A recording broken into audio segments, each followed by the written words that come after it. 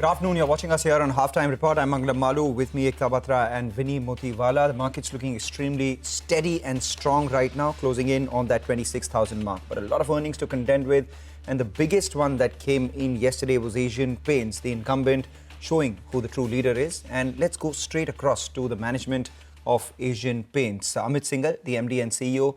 I spoke to him this morning and I began by asking him about, more importantly, the growth that they see going ahead, along with the quarter that went by. The elements of our strategy were very clearly in place in terms of what we wanted to do. There was a clear focus in terms of looking at execution, the focus with respect to our brand building, and a lot of skew of regional initiatives in terms of what we really put in the market, which possibly gave us the right direction in terms of looking at the entire product range so that we could get a good volume growth in this season, because the demand conditions were still a little bit benign in terms of what we saw. And therefore, it had to be an effort in terms of more moving the market from our side in terms of that what we looked at. Not only this, we looked at the B2B business also giving us a flavor of growth, and that overall added us, giving us a strong growth in terms of what we've been able to deliver this quarter. So do you think this sustains? Because that's the obvious question, right? Asian Paints has turned a corner from what it was over the last 6 to 8 quarters, at least when it comes to volume growth. Do you think this is a one-off, or do you think this is the start of a continuous series of double-digit volume growth led by you?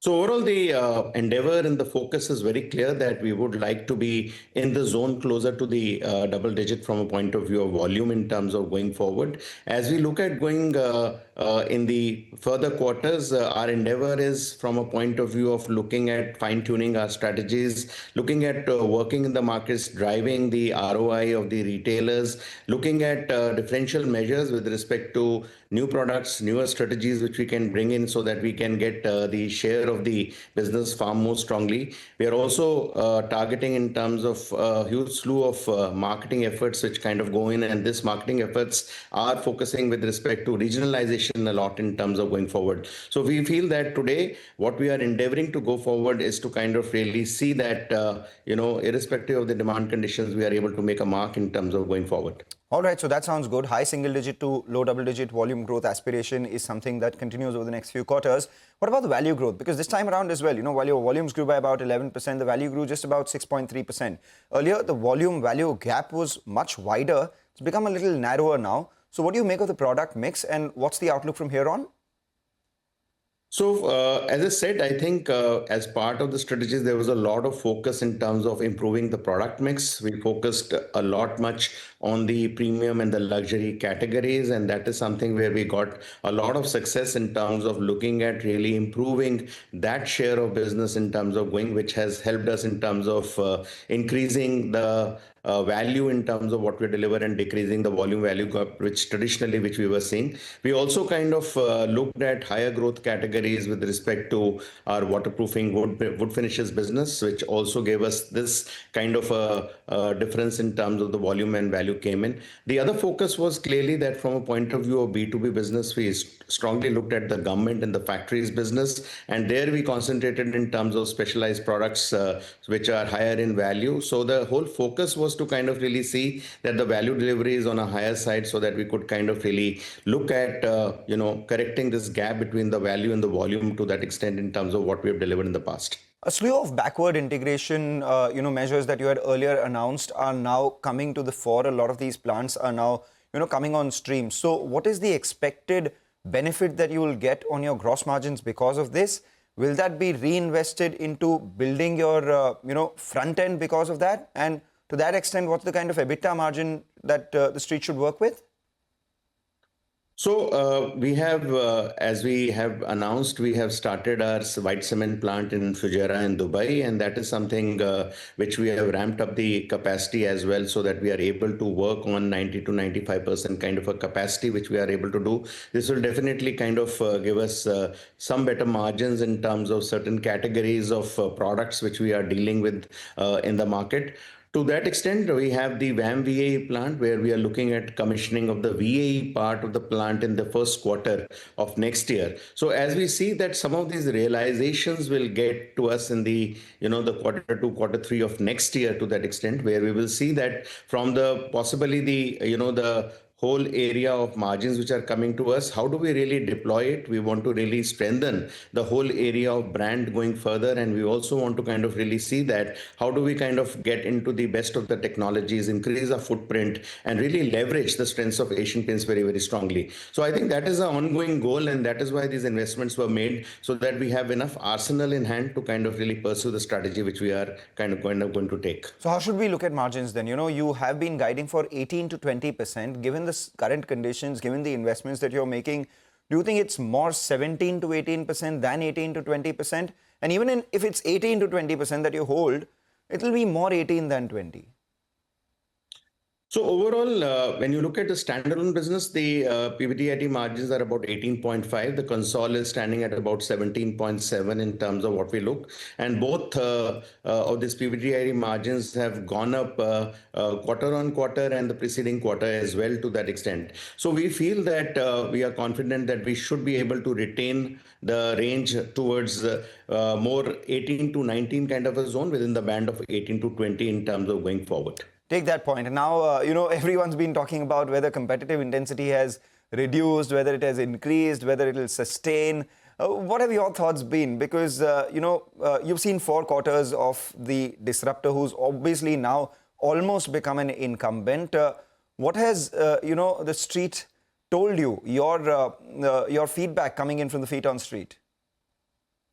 So overall, what we feel is that the competitive intensity is still very, very high because of the fact that the overall demand conditions have been benign. They have not kind of given us any shoots or sparks in the market in a very big way. This is true across rural and urban centers to that extent. And therefore, every competitor existing as well as new, they are trying their bit in terms of maximizing the game in terms of what we're there. So we feel that the competitive intensity is going to remain to that extent, but we have to be very clear that today, any competition which has now into their second or the third years, to that extent, they will start feeling the heat because of the fact that there is a certain base in terms of what they are working with to that extent. So the low hanging fruits are gone overall in terms of what we see. And I think it is also a composition of the fact that whether you are talking of sustainable strategies which go into the future, are you really looking at building the brand in a very strong way? Because as we see it today, this is an industry where it is not like FMCG purely, where possibly, you do something, you get an immediate response and you sustain the response in terms of going forward to that extent.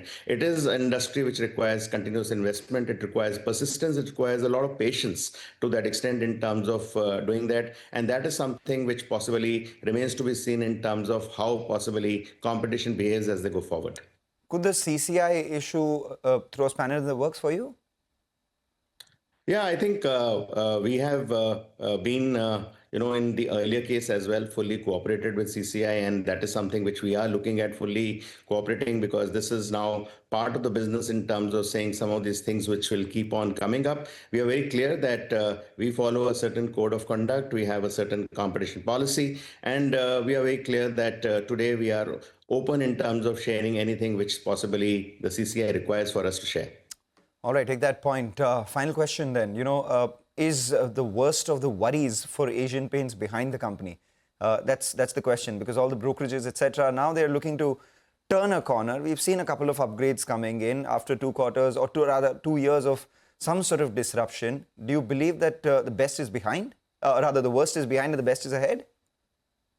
So what we see is that it is a very dynamic game in terms of how we are looking at going forward. We would like to be erring on a cautious side in terms of saying how we see ourselves going. We want to be very clear that we want to stick to our strengths. We want to kind of be very clear on the strategies which we are taking, especially from the point of view of regionalization, the building of the brand, looking at far more stronger execution in terms of what we do, and keep on doing innovation. So we feel that if we are very clear that our strategy is firm, our strategy is clear in terms of going forward, we think we should be in a good go as we kind of look at future. Okay, so that's the management of Asian Paints, extremely bullish in terms of their outlook, and the brokerages have rewarded them as well. The likes of Jefferies has a buy. They've raised the target price to 3,300. HSBC as well, which has a buy, has raised the target price to 3,050. So as you can see, the stock up around 3.7% in today's trading session. Follow on buying after yesterday's surge that we saw in the second half. We'll take a short break, but a viewer note at CNBC TV18 Access. We promise you the power of insights. Staying true to that promise, a couple of weeks ago, on the 27th of October, we told you that Mamaearth parent Hanasa Consumer could be poised for a turnaround with a change in the management strategy. Today, investor confidence in the stock has surged after the company reported a stellar set of second quarter numbers. But you would have missed out on the access privilege if you're not yet a member. To receive such insights on a regular basis, become a member of CNBC TV18 Access now.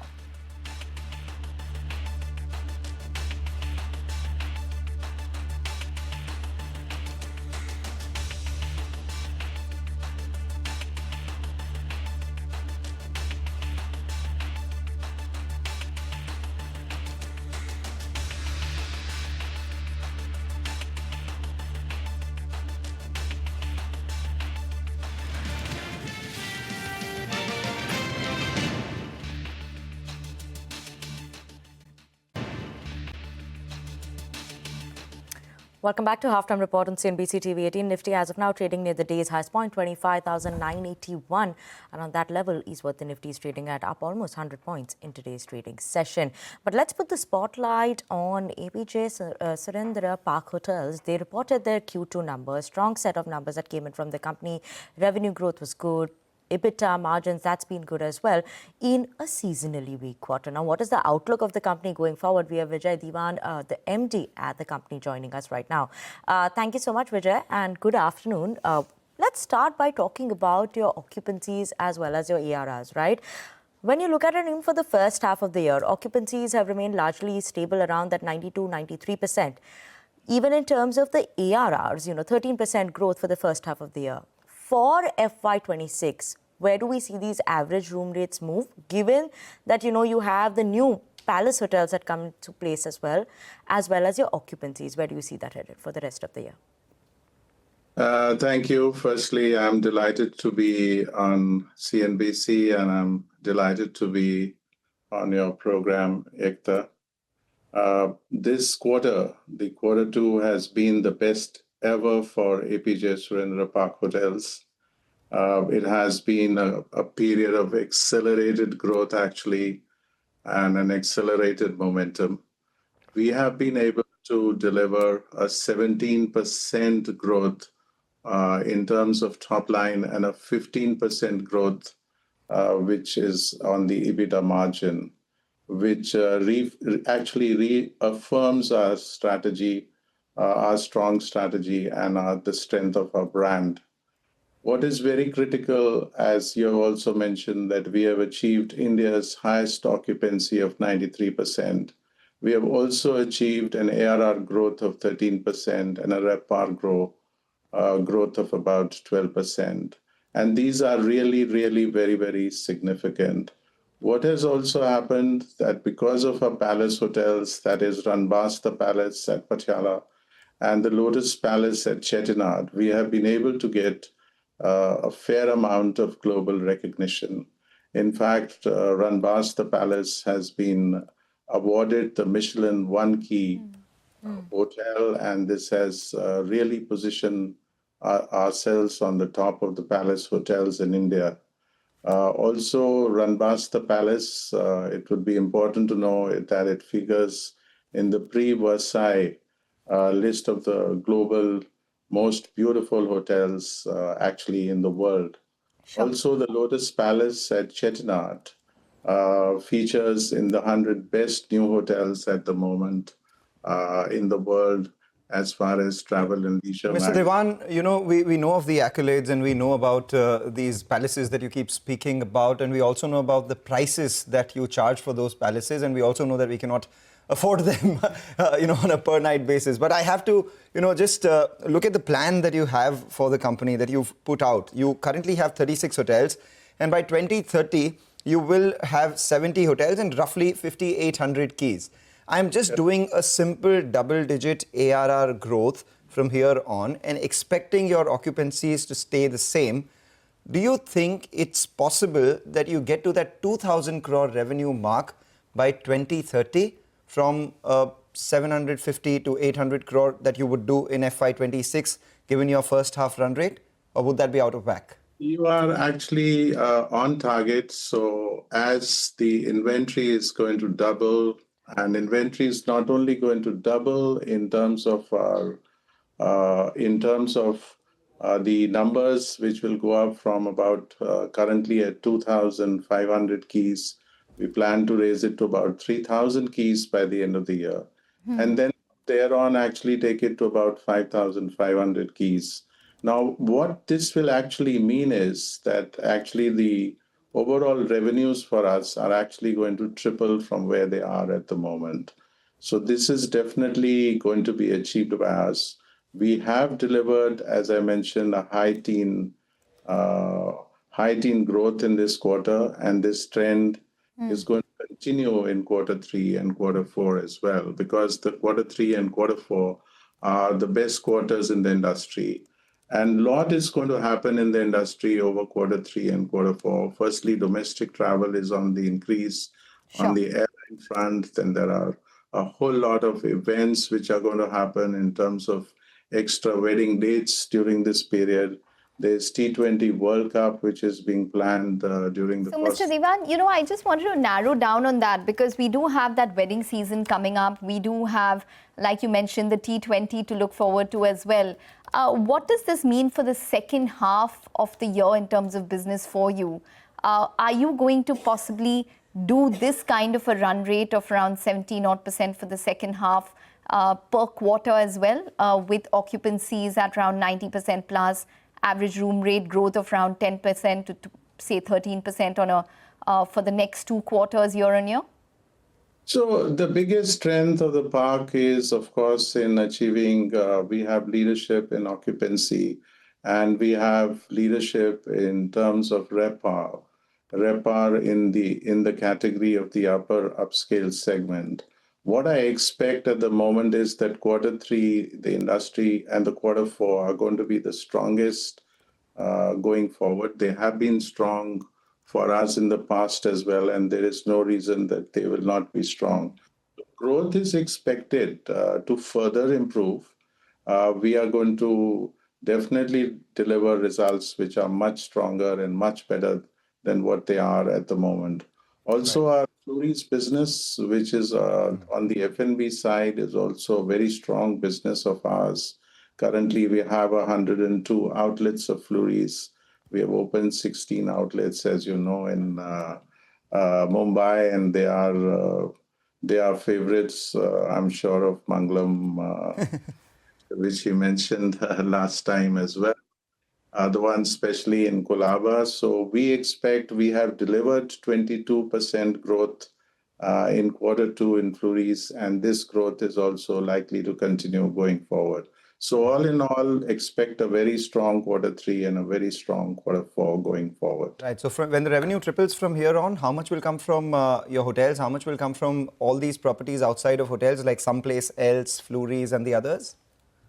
So the Flurries business is roughly about 8 to 10% of our total business. About 2 to 4% is actually coming from our asset-light model, and large part of the growth is actually going to come from our own hotels. And here, in terms of our strategy for our own hotels, we have recently acquired Zillion Hotels and Resorts in Juhu, which is a 62 hotel at a cost of 206 crores. Second, we have got the permission from the Calcutta Municipal Corporation to start our project work, for which the payment has already been made to the Calcutta Municipal Corporation.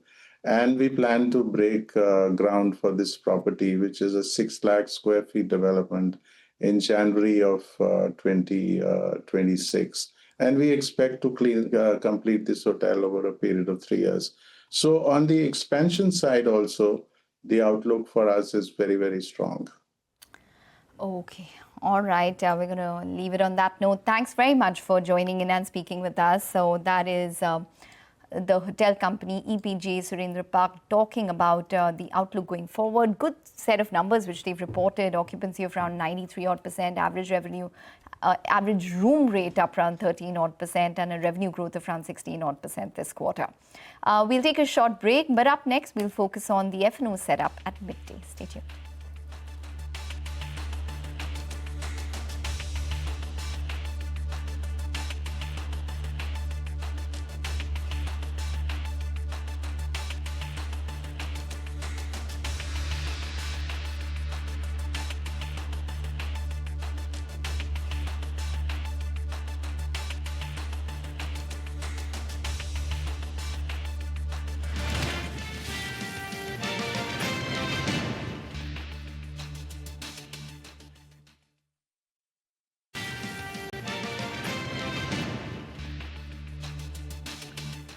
Welcome back. Well, steady for the market as we speak. So the Nifty is up around 106 odd points. Just want to point out one particular stock, Cohance, is seeing quite a downtick, however, in today's trading session. So it's really going the opposite way. In fact, that stock is down around 7 odd percent. So it should come up for you.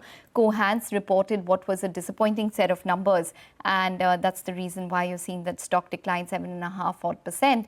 Revenue was down around 8 odd percent. There was a steep decline in terms of margins and profit this quarter as well, on the back of some kind of inventory issue that they faced. But nonetheless, let's go across to Mangalam now. He's standing by the F&O desk to tell us what he's tracking there. Mangalam, over to you. Bulls are in full control indeed. We're very close to that 26,000 mark on the Nifty, and it's been led by the Nifty Bank. Last couple of trading sessions, the Nifty, which was moving higher, was led by the IT index. But today, the Nifty Bank has taken a front seat after underperforming for the last couple of trading sessions, not by falling, but by not gaining as much as the frontline index. And the mid-caps have that to show as well. The India VIX, when the market's higher, should ideally be lower, and that's exactly what has taken place today and yesterday. So that would give bulls a lot of support. And alongside that, we have the advance decline as well, firmly in favor of advances. So all these factors tell you that bulls are indeed in full control.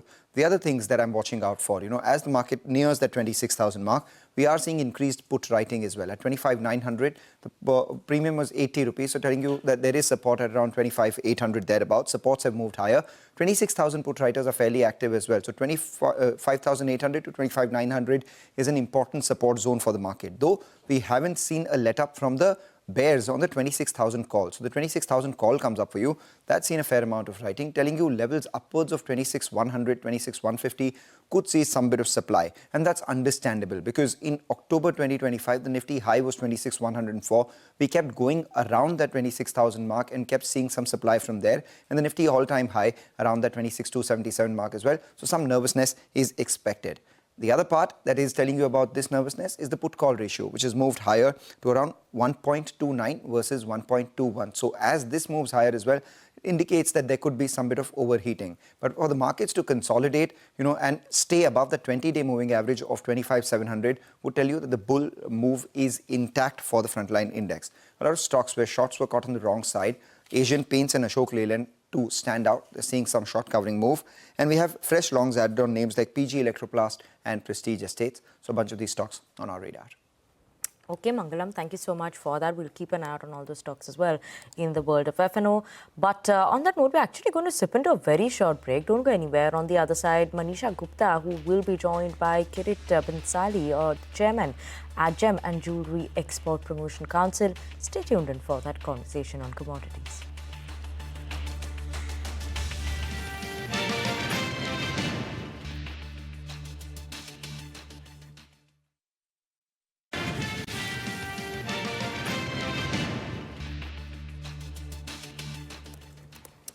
Welcome back to Halftime Report on CNBC-TV18. We have the Nifty that's managing to hold on to those gains, almost trading near the day's highest point, even as of now.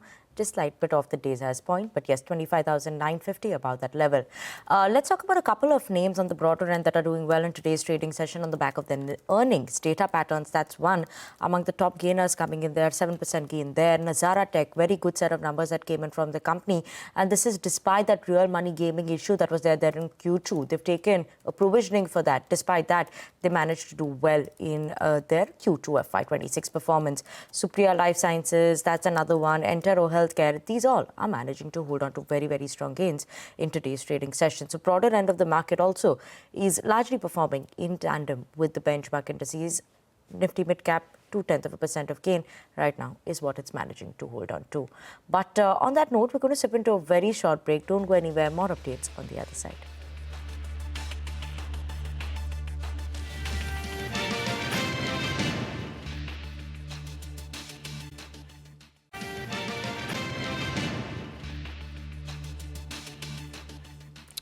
Well, we were talking about how the market is facing some sort of resistance around the 26,000 mark. That's exactly what has happened. Right now, the Nifty is fairly off the highs. And one stock that really stands out, the conference call of Tata Steel is currently underway. We'll also hear from the management shortly on our channel. They've said that UK still remains vulnerable. They saw cheap imports out there. And as a result of which, there has been a big decline in just the last few minutes as the conference call of Tata Steel was underway. We here on CNBC-TV18 will also get a conversation with the management going. Also, we've seen a bit of a decline on HUL. That's the stock which is currently at the low point of trade. But some traction continues to build on L&T after their strong order inflow ever since their second quarter numbers. And PG Electroplast, another stock that we highlighted as one which is seeing some fresh long build up, is continuously seeing some extended up move. So PG Electroplast up around 6.5%. Also some traction on Dabur and Angel One. But the stock that we have to focus on right now is Parag Milk. And the reason why we do that is because, yesterday the stock was up around 15% on the back of their numbers. In this year itself, it's more than doubled, 95% plus in 2025. And a solid performance coming in from both their new age businesses, which includes the likes of Pride of Cows and Avatar, the protein brand. And you have, value-added products as well that did well for them. Akshali Shah is waiting by. What we'll do is take a short break, come back and connect with the management of Parag Milk.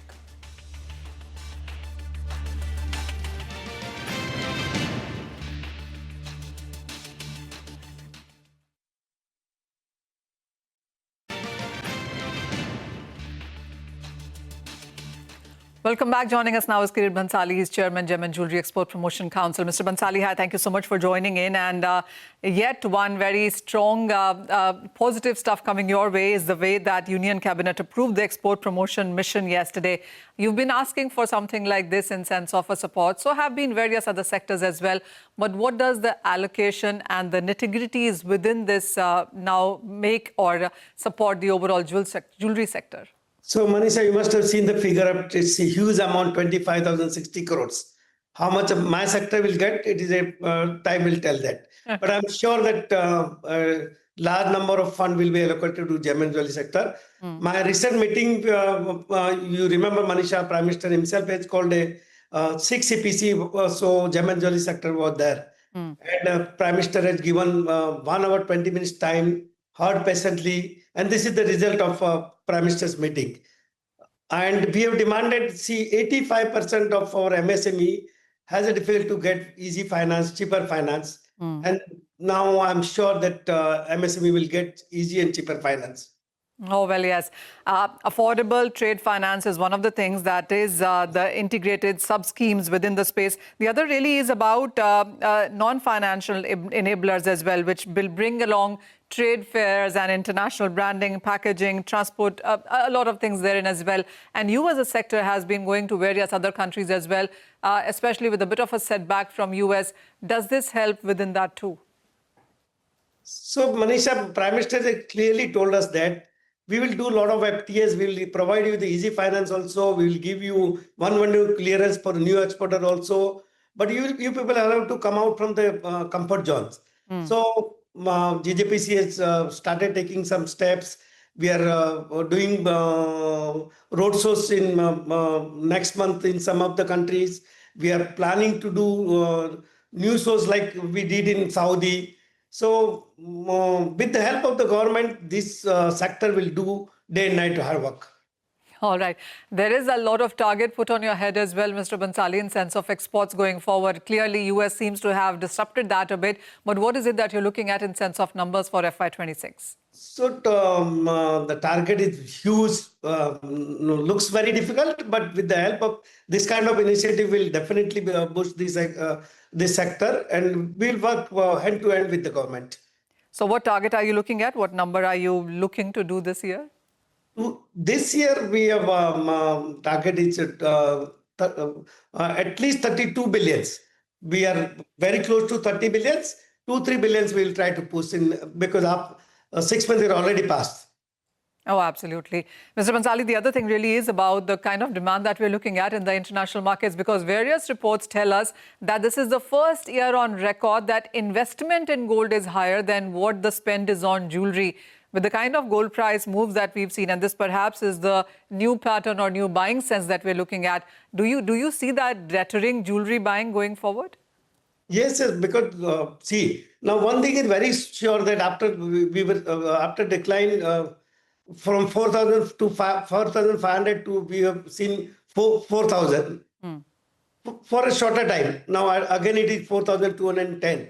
Right. So sense of stability we can see in gold.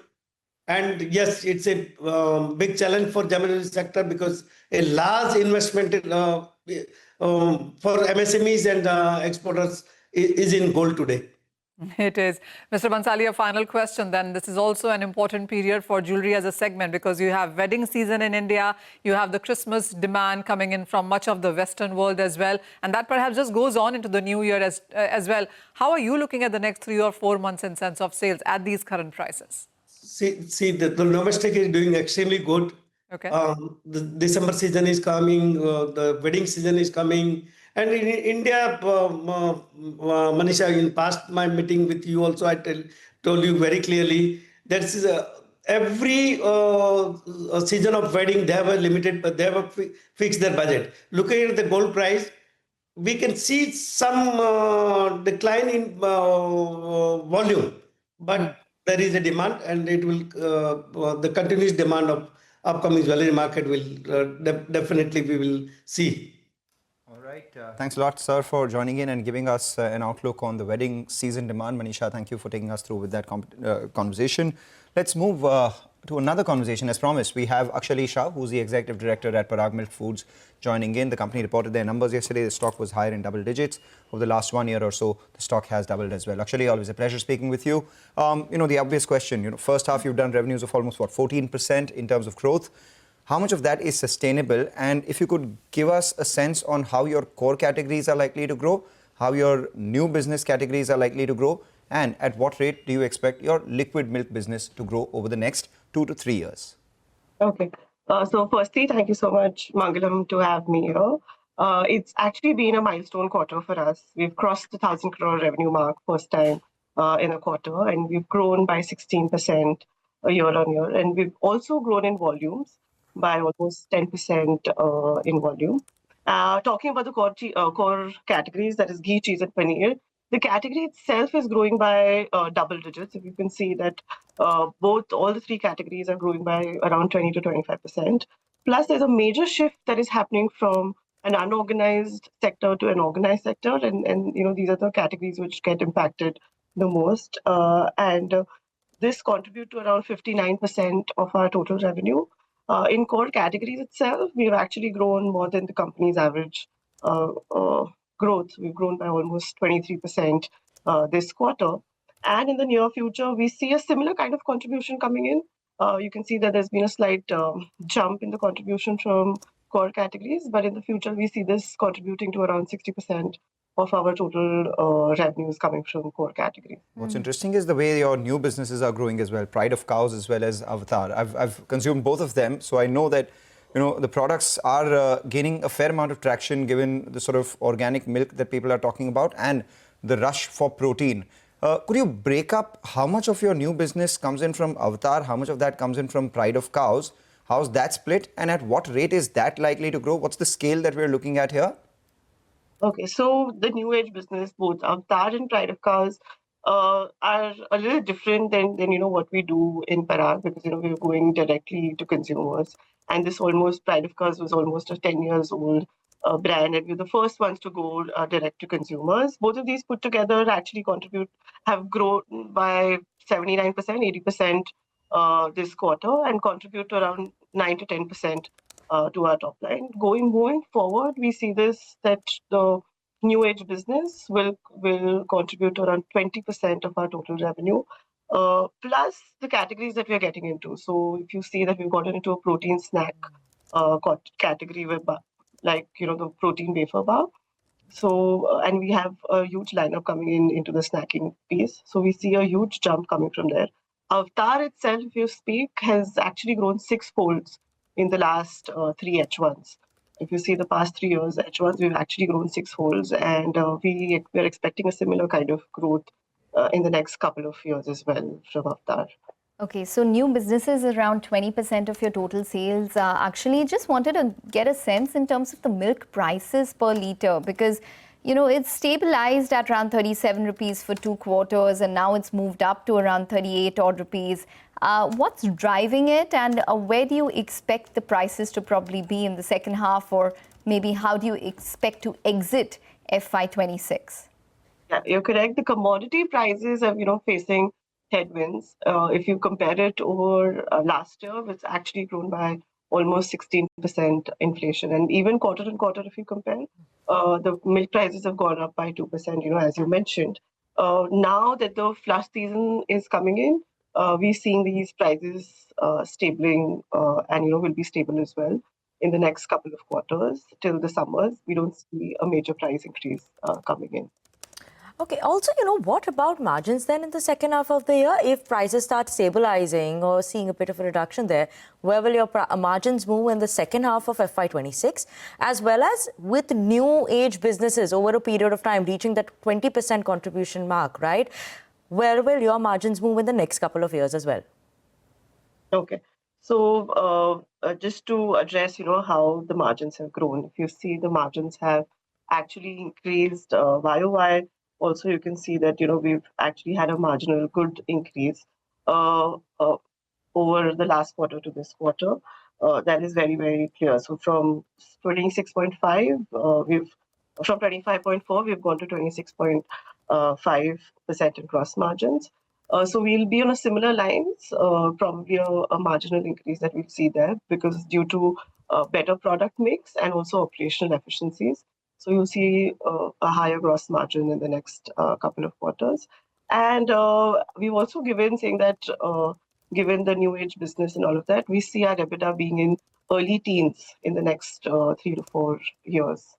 Early teens EBITDA in the next 3 to 4 years, that is something that the state would really like, because right now in the second quarter you were just about 7%. Just a final question before we let you go, actually, while there is underlying demand, you're not the only game in town, right? There are a lot of other players. In fact, the large cooperatives, the likes of Amul, etc., are amping up their product innovation and offerings in the protein space as well. What makes you confident about your strategy gaining market share here? And very shortly, we will get, Milky Mist as well. They've gotten an approval from the regulators for an IPO. So not only will you have to fight for market share in the marketplace, but also investor share. So to that extent, what makes you confident about the company's growth path? Okay, first of all, what really makes Parag very different is the completely integrated business model. We're the company which has our own farm, our own processing unit, our own procurement. We process our own whey protein, and we're the only ones in India processing whey protein right now, which is isolate and concentrate. So this has actually given us the first mover advantage. And now that we're moving on to even probably a value-added production in whey protein with our snack category, which will actually help us in gaining the market share. And we've already had a good response in Avatar. And we see this being an added, saying that we're the first mover advantage in the sports nutrition category. And now, if the awareness of protein is also growing. Talking about, it'll be very difficult to comment on talking about on the streets of how we are going to share, how is going to be the share. All right. But talking about the market scenario, there's the huge demand. There is the The dairy segment is growing by 6 to 7% every year. And from unorganized to organized, that's also rapid. So we see great coming in from there. All right, actually, we're going to have to wrap up on that note. Thanks very much for joining in and speaking with us. So that's Parag Milk. The stock is up around 3%. Just want to move forward and talk about Zydus Life because they did make an announcement just a couple of minutes ago. Interestingly, they've entered into the robotics segment. This is obviously the robotic surgical segment where they have received the company that they've tied up with has received the CE mark approval for their robotic surgical system called Andy. So Zydus Life is in focus on account of that. Interesting diversion for Zydus Life, considering that they are getting into the medical equipment space with this particular move. And the CE mark is basically a compliance mark from the European regulators. Well, on that note, we need to wrap up on the show. Thanks very much for watching.